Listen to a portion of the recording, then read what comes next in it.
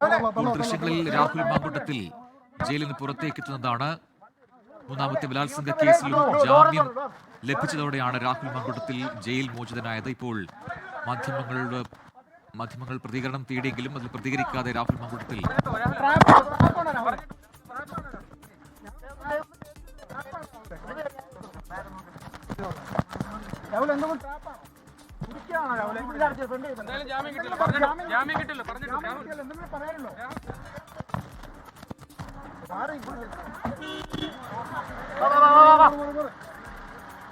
ഇല്ല. മാധ്യമപ്രവർത്തകരുടെ ആവർത്തിച്ചുള്ള ചോദ്യങ്ങൾക്കും മറുപടിയൊന്നും നൽകാതെയാണ് രാഹുൽ മാങ്കൂട്ടത്തിൽ ജയിലിൽ നിന്നും പുറത്തേക്ക് ഇപ്പോൾ കാറിൽ കയറി പോകുന്നത്.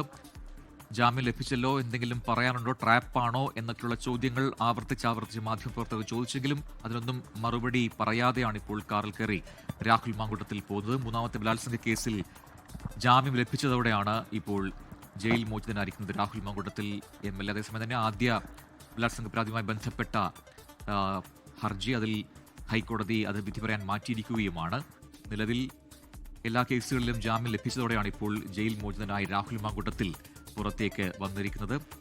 കൂടുതൽ പ്രതികരണങ്ങൾ ഉണ്ടാകുമോ എന്ന് സംബന്ധിച്ച് അതിൽ സൂചനകളില്ല. കാരണം ഇത് നിലവിൽ കോടതിയിൽ നിൽക്കുന്ന കേസാണ്. ജാമ്യം ലഭിച്ചു എന്നേ ഉള്ളൂ. എങ്കിലും മാധ്യമപ്രവർത്തകർ അത് ചോദിച്ചിരുന്നു, പക്ഷേ പ്രതികരിക്കാതെ പോവുകയാണ്. പുറത്ത് യുവമോർച്ച പ്രവർത്തകരുണ്ട്. ചെറിയ പ്രതിഷേധത്തിന് സാധ്യതയുണ്ട് എന്നുള്ള വാർത്തകൾ നേരത്തെ പുറത്തു വന്നിരുന്നു. അവിടെ അതുമായി ബന്ധപ്പെട്ട് രാഹുൽ മാങ്കൂട്ടത്തിലിന്റെ അഭിഭാഷകൻ പോലീസിനോട് സുരക്ഷ ആവശ്യപ്പെടുകയും ചെയ്തതാണ്. ഇല്ല, വലിയ പ്രതിഷേധങ്ങൾ അവിടെ ഉണ്ടായിട്ടില്ല. പോലീസ് കൃത്യമായി ഇടപെട്ടു എന്നാണ് മനസ്സിലാക്കാൻ കഴിയുന്നത്. ഒരിക്കൽ കൂടി ദൃശ്യങ്ങളിലേക്ക് രാഹുൽ മാങ്കൂട്ടത്തിൽ ജയിൽ ഇപ്പോൾ ദൃശ്യങ്ങളിൽ കാണാം. അവിടെ പ്രതിഷേധത്തിനെത്തിയ ഒരു യുവമോർച്ച പ്രവർത്തകനെയാണ് തോന്നുന്നു പോലീസ് അവിടെ ബലം പ്രയോഗിച്ച് മാറ്റുകയാണ്. ശക്തമായി ഇവിടെ പ്രതിരോധിക്കുന്നുണ്ട് പ്രവർത്തകർ. യുവമോർച്ച പ്രവർത്തകർ തന്നെയാണ്. അവർ സംഘടിച്ച് എത്തുന്നുണ്ട്. പോലീസുമായി ബലപ്രയോഗം ഉന്തും തള്ളും നടക്കുകയാണ്. ജയിലിന് പുറത്താണ് യുവമോർച്ച പ്രവർത്തകർ പ്രതിഷേധിക്കാനായി എത്തിയത്. നേരത്തെ തന്നെ അവിടെ രാഹുൽ മാങ്കൂട്ടത്തിലിന്റെ അഭിഭാഷകൻ എത്തി പോലീസിനോട് സുരക്ഷ ആവശ്യപ്പെട്ടിരുന്നു. അതനുസരിച്ച് കൂടുതൽ പോലീസ് അവിടെ വിന്യസിക്കുകയും ചെയ്തതാണ്. എന്നാൽ വലിയ പ്രതിഷേധത്തിന് അവിടെ സാഹചര്യം ഉണ്ടായില്ല. വളരെ പെട്ടെന്ന് തന്നെ രാഹുൽ മാങ്കൂട്ടത്തിൽ കാറിൽ കയറി പോവുകയായിരുന്നു. അവിടെ പ്രതിഷേധിച്ച ചില പ്രവർത്തകരെ, യുവമോർച്ച പ്രവർത്തകരെ പോലീസ് ഇപ്പോൾ ബലം പ്രയോഗിച്ച് അവിടെ നിന്നും മാറ്റുന്നതാണ് ദൃശ്യങ്ങളിൽ കാണുന്നത്. പോലീസുമായി അശ്വിൻ പാലാഴി ചെയ്യുന്നുണ്ട് കൂടുതൽ വിവരങ്ങളും. അശ്വിൻ, അവിടെ യുവമോർച്ച പ്രവർത്തകരുടെ പ്രതിഷേധമുണ്ട്. ബലപ്രയോഗം വേണ്ടി വന്നു പോലീസിന് അവരെ മാറ്റാൻ. എന്താണ് നിലവിലെ സാഹചര്യം?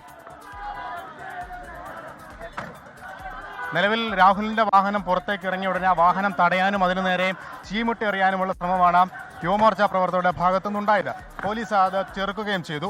അതിനിടെ ഒരു പ്രവർത്തകനെ പോലീസ് മർദ്ദിച്ചു എന്നാരോപിച്ചാണ് മറ്റ് യുവമോർച്ച പ്രവർത്തകർ കൂടി ഈ സ്ഥലത്തേക്ക് എത്തിയത്. നിലവിൽ പോലീസുമായി ഒരു സംഘർഷത്തിന്റെ വക്കിലേക്ക് കാര്യങ്ങൾ പോയിരുന്നു.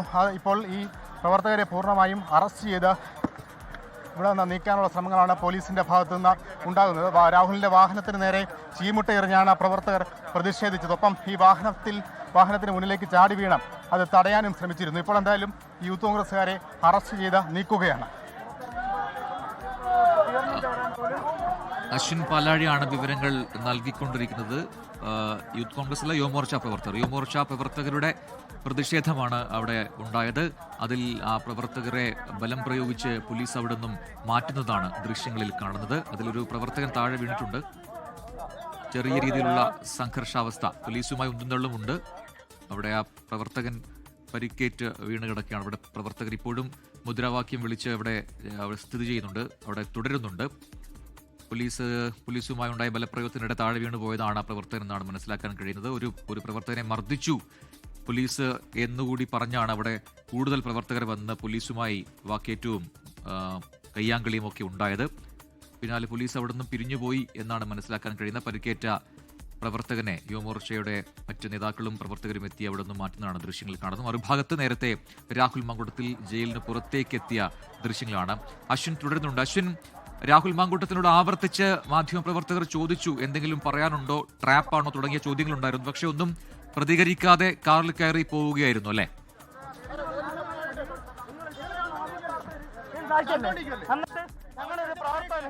ഞങ്ങളുടെ ഒരു പ്രവർത്തകന് ഉന്തി തള്ളി അദ്ദേഹത്തിന്റെ തലയാണ് പോയി ആ മരത്തിലടിച്ച്.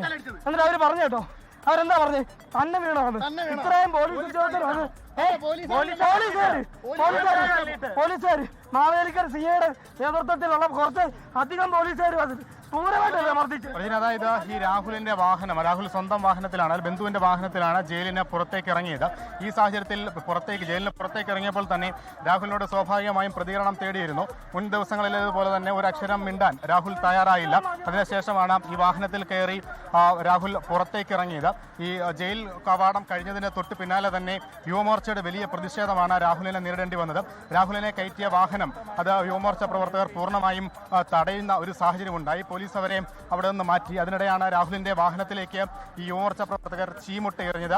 അതോടുകൂടി പ്രതിഷേധം കൂടുതൽ വഷളാവുകയായിരുന്നു. കൂടുതൽ പോലീസ് എത്തി പ്രവർത്തകരെ നീക്കാനുള്ള ശ്രമങ്ങൾക്കിടെ ഒരു സംഘർഷ സാധ്യത ഈ ജയിലിന് മുന്നിൽ മാവേലിക്കര ടൗണിലെടുത്തു. അതിനിടെ ഒരു പ്രവർത്തകനെ പോലീസ് മർദ്ദിച്ചു എന്നാണ് പറയുന്നത്.